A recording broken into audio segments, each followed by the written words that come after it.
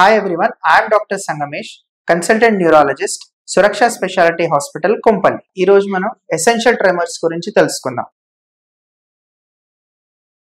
So చేయి వణకడం ఆ tremors కి ముఖ్యమైన కారణాలు రెండు. ఒకటి వచ్చేసి పార్కిన్సోనిజం, ఇంకోటి ఎసెన్షియల్ ట్రెమర్. పార్కిన్సోనిజం లో ట్రెమర్స్ తో పాటు వేరే కారణం అంటే స్లో అయిపోవడం గానీ, లేకపోతే నడిచే విధానంలో మార్పు రావడం గానీ, చేతి రాత మార్పడం గానీ ఉంటుంది. అండ్ ఆ పార్కిన్సోనిజం లో ట్రెమర్స్ ఓన్లీ రెస్ట్ అప్పుడు ఉంటాయి. అంటే చేతులు భుజం మీద పెట్టినప్పుడు కానీ లేదా టేబుల్ మీద పెట్టినప్పుడు కానీ రెస్ట్ టైంలో ఉంటాయి. అదే ఎసెన్షియల్ ట్రెమర్స్ లో ఏదైనా రీచ్ అవుతున్నప్పుడు, ఏదైనా ఆబ్జెక్ట్ కి రీచ్ అవుతున్నట్టు కానీ, లేకపోతే ఏదైనా ఫుడ్ తీసుకుంటున్నప్పుడు, బాటిల్ పట్టుకున్నప్పుడు, కాఫీ తాగేటప్పుడు ఎక్కువ ఉంటాయి. ఇది main difference. And essential tremor usual గా ఫ్యామిలీస్ లో రన్ అవుతా ఉంటది. పేరెంట్స్ లో గానీ, గ్రాండ్ పేరెంట్స్ లో గానీ ఈ హిస్టరీ ఆఫ్ ట్రెమర్స్ ఉంటుంది.